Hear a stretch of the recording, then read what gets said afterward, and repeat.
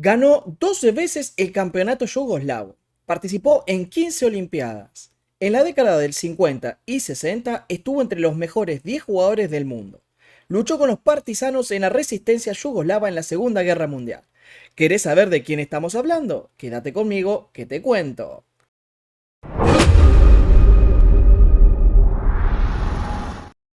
Svetozar Gligoric nace un 2 de febrero de 1923 en Belgrado. De familia humilde, su padre murió cuando cumplió los 9 años. Sus primeros contactos con el ajedrez se dieron cuando observaba a los parroquianos disputar partidas en un bar cercano a su casa. Recién a los 11 años aprendió a jugar y a falta de piezas se creó las propias con corchos de botellas de vino. A los 13 años comenzó a competir en torneos y solo el año siguiente ya ganó el campeonato de Belgrado para menores de 14 años y a los 15 años el de menores de 18. En 1938 ganó el campeonato de Belgrado absoluto, que en ese entonces era el más fuerte del país. Esto trajo, en consecuencia, la aparición de su foto de escolar en el principal diario de la ciudad. A pesar de la creciente fama que desarrollaba Svetozar, la madre siempre permaneció indiferente con todo lo que respectaba al ajedrez, porque lo único importante para ella eran las notas en la escuela.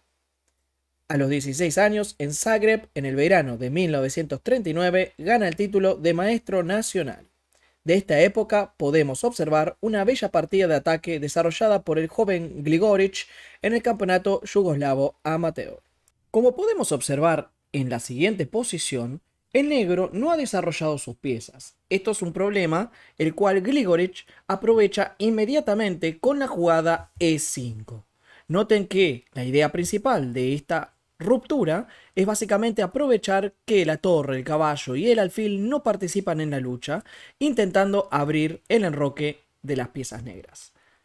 D por E5, D por E5, dama por E5. Es verdad que se ha perdido un peón, pero a cambio se han abierto líneas en contra del rey. Alfil D4 y aquí vino dama A5. Es muy importante mantener la dama sobre esta fila, debido a que si por ejemplo vamos con dama E7, podría continuarse con dama por G5 jaque, aprovechando básicamente la clavada del peón a manos del alfil. Es por esta razón que vino dama 5 y aquí otra gran jugada de ataque por parte del joven Gligoric con C5. Bueno, básicamente la idea principal es interferir en la defensa de la dama de A5. Vino rey H6, alfil por F6, noten cómo el ataque comienza a tener tintes decisivos, ya que todas las piezas del blanco están participando del mismo, mientras que el negro aún tiene 3 piezas que están durmiendo. Dama por C5 jaque, alfil D4, dama D6. Y este es un momento súper interesante. Tal vez aquí quisiéramos encontrar una super combinación porque decimos, wow, cuántas piezas que están atacando y él tiene pocas. Entonces intento una maravilla, una super mega, un mega sacrificio. Bueno, recuerden que en este tipo de situaciones lo importante es siempre resolver del modo más sencillo. En este caso, torre por F8, eliminamos el último defensor, torre F1, dama E7, jaque, rey H5 y simplemente alfil E2 jaque y aquí el negro ha abandonado la partida.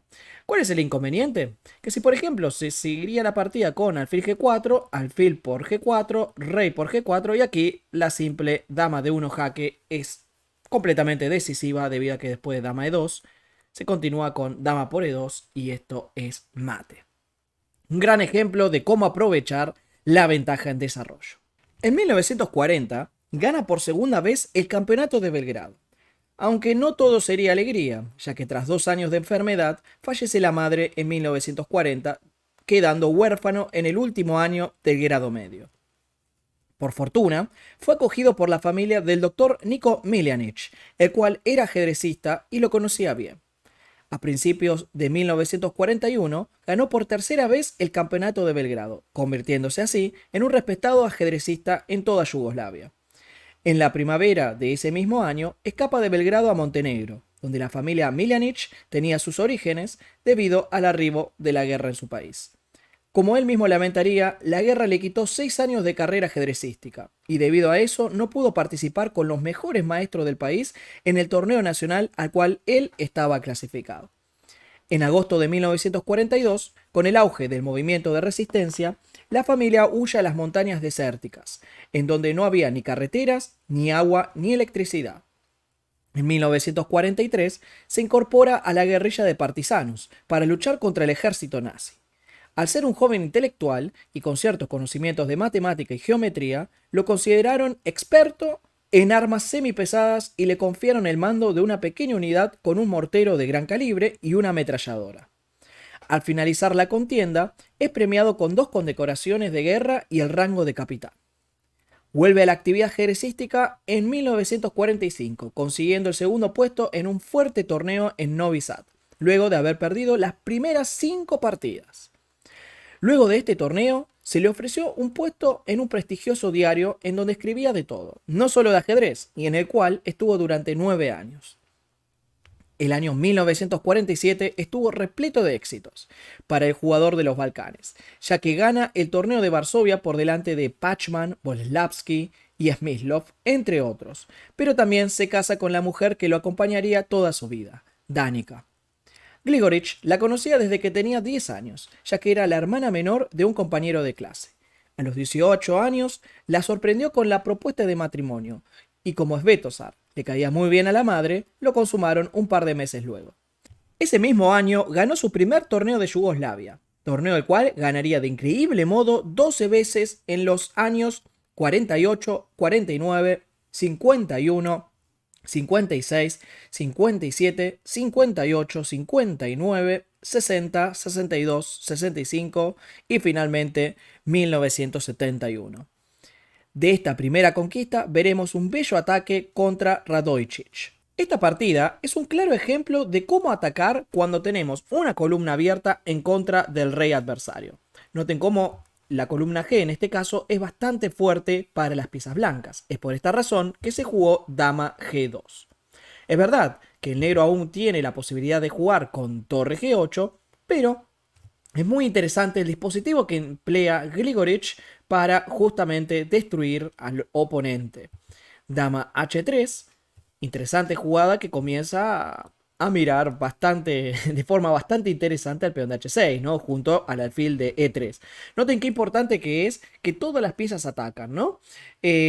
Una de las ideas principales en este tipo de situaciones sería jugar torre G2, torre A, G1 por ejemplo, y luego sacrificar una torre en G7, ya que se eliminaría el defensor del punto H6. Esa sería la amenaza a largo plazo que tiene aquí el primer jugador. Es por esta razón que Radojicic jugó dama F8, defendiendo el punto G7, pero también indirectamente defendiendo el punto H6. Vino dama H4, con intenciones de en algún momento incluso hasta jugar alfil por H6 y luego capturar al caballo de F6. Por estas razones que vino caballo D7 y ahora simplemente torre G3. Vino caballo B6, torre a G1. Por supuesto, el peón de A4 no nos interesa, ya que lo importante en esta posición es justamente continuar con el ataque. Vino G6, intentando una especie de defensa, en este caso porque la torre defiende G6 y la dama defiende H6, pero luego de torre H3 la posición básicamente está perdida. El negro intenta la última defensa que existe en la posición, que es H5, pero Gligoric define de forma magistral con dama por H5 jaque. En esta posición, el jugador de negras abandona porque luego de G por H5 se podría continuar torre por, dama H6, torre por H6 y jaque mate. Un gran ejemplo que nos demuestra que tener una columna abierta en contra del enroque enemigo puede ser realmente muy, pero muy peligroso para nuestro oponente. En 1950 viaja a Argentina para jugar el campeonato de Mar del Plata, en donde logra imponerse por delante de grandes jugadores como Pirc, Guimard, Bolbochan, Trifunovic, entre otros. Ese mismo año participa de las Olimpiadas con Yugoslavia, ganando la medalla de oro por delante de selecciones como la Argentina, encabezada por Najdorf, Alemania, encabezada por Unzica, y Estados Unidos, encabezado por Reshevsky. El año 1951 vuelve a ser muy exitoso para Gligoric, ya que comienza su abrumador dominio en el evento de Hastings, torneo el cual vencerá en 5 ocasiones en el futuro. El Memorial Alekhine se suma a esta impresionante racha de torneos ganados, y el cual contaba con una buena nómina de grandes jugadores como Trifunovic, Stalberg, Pirc, Matanovic, Tartakower, Unzica, entre otras grandes figuras. En ese mismo año gana el zonal de Bad Python, nuevamente por delante de grandes figuras como Bogoljubov, Unsika, Matanovich, Pomar, Donner, Pirkt, entre otros. Debido a todos estos logros, la FIDE decide galardonarlo con el título de Gran Maestro Directo. De esta impresionante racha de torneos es seleccionado la siguiente partida contra Arturo Pomar. A esta posición se arribó luego de la variante de G3 en la defensa india de rey. Como suele suceder, el blanco juega de modo sólido, intentando defender las amenazas de las negras para luego avanzar sus peones en el flanco de dama y el flanco de rey. Como pueden notar, aquí el blanco está atacando al caballo de C5 al mismo tiempo que está generando un avance sobre el flanco de rey. Puede parecer en primera instancia de que esta posición no es favorable para nada para las piezas negras. De hecho, Grigorich fue uno de los especialistas en la defensa india de rey y uno de los paladines que llevó a cabo impresionantes partidas, como por ejemplo esta, defendiendo el lado de las negras. Se consideraba, de hecho, sobre todo en esta época donde Botvinnik jugaba mucho esta línea con G3, que esta apertura realmente no era demasiado buena. Pero ¿qué sucede? Es verdad, el negro tiene menos espacio, pero en contrapartida tiene muchos recursos tácticos. El primero y principal es que P por C5 no es una amenaza, ya que la dama en B1 está sin defensa. Es decir, por el momento, al menos por una jugada, no se puede capturar al caballo de C5. Esto no da tiempo para intentar generar algún tipo de contrajuego sobre el flanco de rey. Grigorich lo aprovecha de forma magistral con alfil por G4, H por G4, caballo por G4 y gracias a este sacrificio ahora podemos atacar al rey enemigo. Rey G1. Bueno, básicamente otras ideas como por ejemplo rey H1 podrían continuarse con caballo F2 jaque y bueno, después de caballo por D1 serían 2 piezas por torre, pero el ataque continuaría con caballo E6, etc.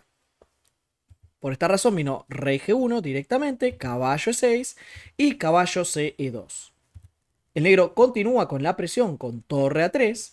Es importante tener presente de que cuando nosotros realizamos un sacrificio, muchas veces no podemos calcular hasta el final todas las variantes. Hoy en día con el motor es, digamos, más complicado poder encontrar ideas de sacrificios intuitivos, es decir, podemos encontrar muchas refutaciones, pero sobre el tablero es realmente muy difícil encontrar todas estas ideas.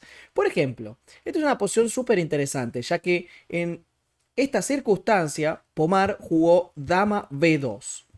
También existía la opción de dama C1, y de hecho, observando las dos opciones, parecen que sean casi exactamente las mismas. Pero, y aquí es cuando justamente podemos observar la dificultad que conlleva este tipo de situaciones, dama B2 es la jugada un tanto imprecisa y dama C1 es un poco más precisa. ¿Cuál es la diferencia? Bueno, por ejemplo ahora después de caballo por D4, caballo por y dama 7, supongamos, el blanco tiene que jugar igualmente preciso para tener ventaja. Aquí la jugada correcta es E5, muy difícil de realizar. ¿Cuál es el truco?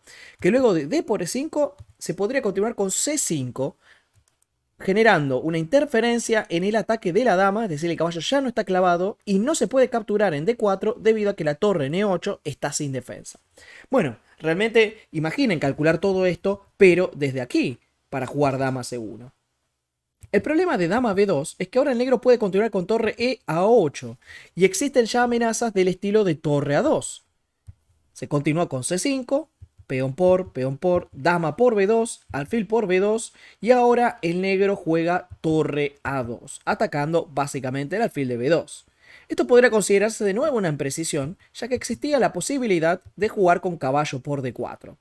Todos estos análisis, por supuesto, están hechos con el motor, es decir, yo sentado aquí en casa puedo tranquilamente hacer todos estos análisis y por eso no me van a escuchar decir acá cometí un error terrible o cómo puede ser que Pomar no lo haya visto. No, eso es algo que debemos evitar. Les aconsejo, de hecho, a pesar de que puedan tener el módulo, todos pueden tener el módulo hoy en día en su casa, no pensar de ese modo, sino siempre primero analizar por nuestra propia cuenta la posición y luego ver con el módulo, porque si uno se pone a calcular desde acá cuál es la jugada más precisa, probablemente el 90% no acertemos la mejor maniobra, ¿no?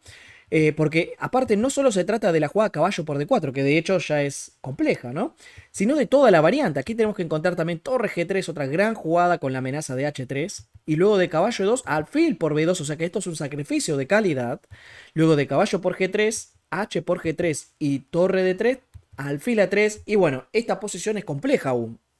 El motor dice que está cercana a la igualdad. Bueno, la verdad es que me resulta bastante difícil. De hecho, en una partida en vivo, probablemente muchas cosas pueden suceder aún, ¿no? Pero bueno, esto vendría a ser la mejor variante técnicamente, según el motor, para las negras. En la partida vino torre A2, que de hecho también tiene mucha lógica. Atacamos el alfil de B2. Caballo por E6, alfil por B2. Por supuesto, si dijimos que la jugada torre A2 era un tanto imprecisa comparada a la variante principal, cabría preguntarse por qué. Bueno, en la partida vino caballo D8. Una jugada que parece incisiva, pero que de nuevo tal vez no sea lo mejor. Alfil F3 es la jugada recomendada por el motor. El truco es que después de caballo E3 viene jaque, torre por D8, caballo por D8 y aquí alfil A3 amenazando el peón de C5. Caballo por B7, torre B2, caballo D8, caballo C2 y luego de esta jugada jaque, caballo D4, todas jugadas fantásticas realmente por parte del motor F5 y bueno, dice que en esta posición el blanco tiene cierta ventaja. Bueno, nuevamente me parece súper difícil, de hecho en la práctica, poder ganar esta posición aún, ¿no? Hay muchos trucos que prever, de hecho si se elimina el peón de F5, difícil de hecho ganar. Bueno, es interesante la situación, ¿no? Sobre el tablero imagínense que probablemente con poco tiempo Pomar no pudo encontrar todo esto y jugó caballo D8. ¿Cuál es el inconveniente? Que ahora después de caballo E3, torre D7 y caballo por G2, el gran inconveniente es que después de la captura rey por G2, viene alfil C3. Y ahora el caballo no puede capturar debido a que está clavado, la torre no puede mover porque el caballo no tendría defensa, con lo cual el blanco queda perdido, porque después de alfil por E1, rey por E1, se juega H3 y ahora el peón no tiene modo de ser parado, ¿no? Caballo G3, torre G2, muy preciso de nuevo, caballo jaque, rey F8. Y en esta posición, Pomar decide abandonar debido a que si se mueve el caballo se corona, si no se mueve me lo como y después corono. Es decir, no se puede evitar la coronación, aparte del pequeño detalle de torre a uno mate, ¿no? En muchos casos, si por ejemplo quiero hacer jaques por aquí. Bueno, una partida realmente muy interesante que nos demuestra la actividad que puede llegar a lograr el negro en la defensa india de rey. En 1952, debido a que los premios de los torneos no eran suficientemente buenos para vivir, decide hacer una gira de simultáneas por Estados Unidos. Participa en un total de 16 ciudades, provocando admiración por cada lugar al que visitaba. El año 1953 fue un año de torneos importantes, ya que ganó el torneo de Mar del Plata por segunda vez, venció en el torneo de Gotemburgo, pero por sobre todas las cosas fue el año en donde participó de uno de los torneos de candidatos más famosos de la historia, Zurich 1953. En este torneo participaron los mejores jugadores del mundo, tales como Smyslov, Bronstein, Keres, Reshevsky, Petrosian, Najdorf, Ewe, entre otras grandes figuras. Lamentablemente, el jugador yugoslavo no tuvo un papel descollante, finalizando 13º sobre 15 jugadores con 11 puntos y medio sobre 28. Al año siguiente lo contratan del semanario más importante del país, en donde cubría las noticias del extranjero y también algunos de sus viajes cuando estaba en torneo. Este es el inicio de lo que sería posteriormente la época dorada de Gligoric, y con la cual casualmente coincide con una de sus teorías sobre el deporte.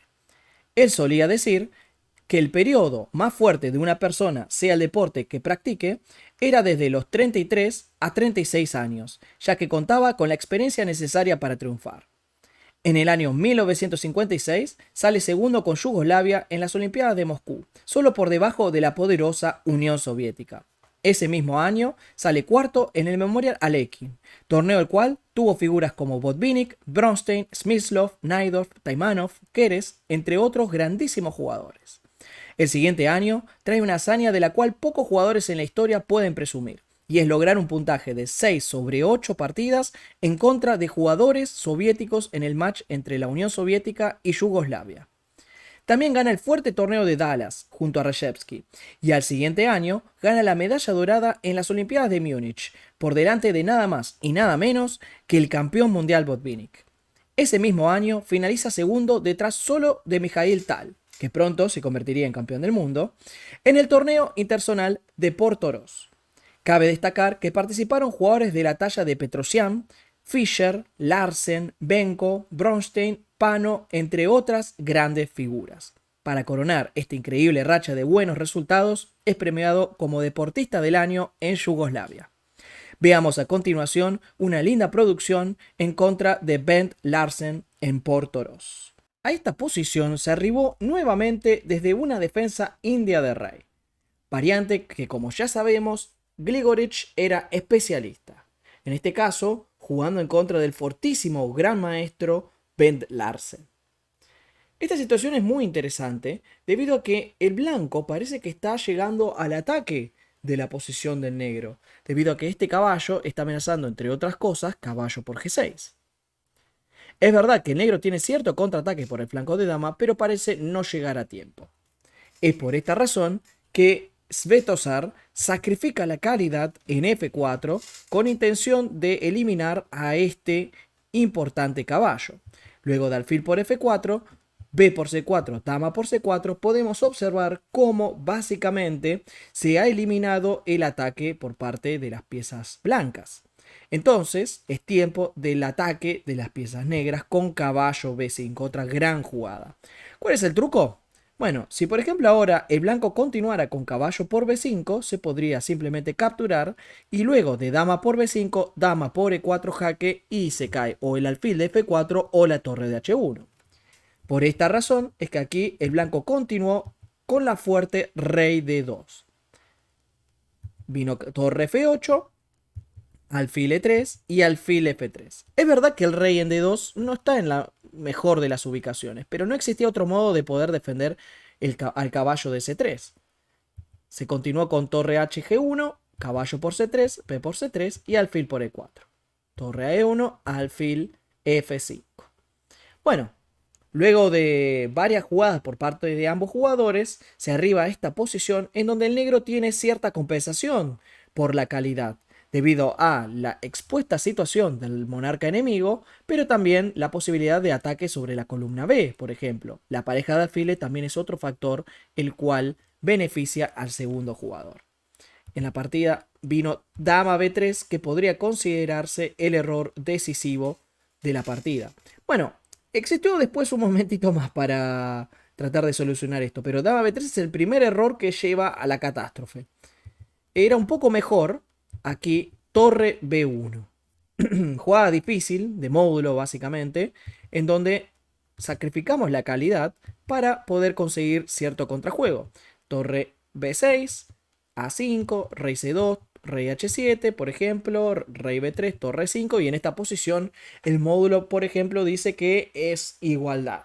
Bueno, yo creo que en una partida en vivo esto está bastante lejano de la igualdad, ¿no? Hay trucos por todos lados, la posición es súper difícil, amenazas para los dos bandos, una posición súper luchada. Dama B3, el gran inconveniente es C4, otra muy buena jugada por parte de Gligoric. Dama por C4 y torre C8 revivando el ataque de las piezas negras.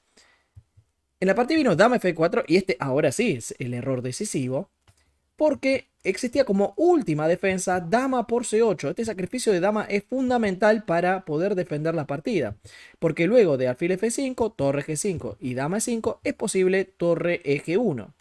Dama por jaque, rey E2. Y aquí el negro la verdad es que no tiene otra cosa mejor que el jaque perpetuo. Jaque, jaque, jaque. Debido a que si por ejemplo hacemos otro tipo de cosa, como por ejemplo alfil E4, existe simplemente la posibilidad de capturar y en un final, por ejemplo, veamos esta posición. Aquí torre por G7, dama por G7, torre por rey por.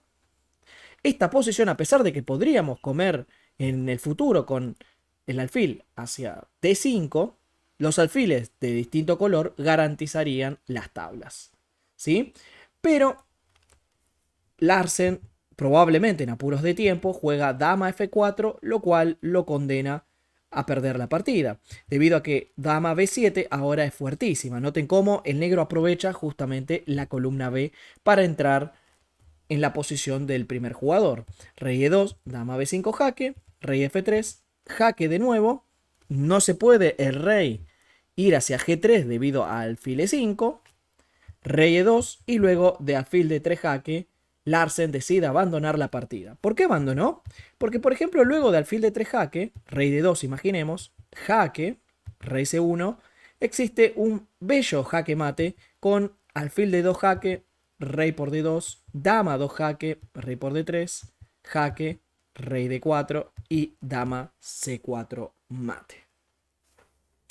Una gran partida que nos demuestra de nuevo los recursos que existen en la defensa india de rey. Espero que te haya gustado el video. Si fue así, no olvides dejar un comentario, darle me gusta al video y compartirlo con tus amigos.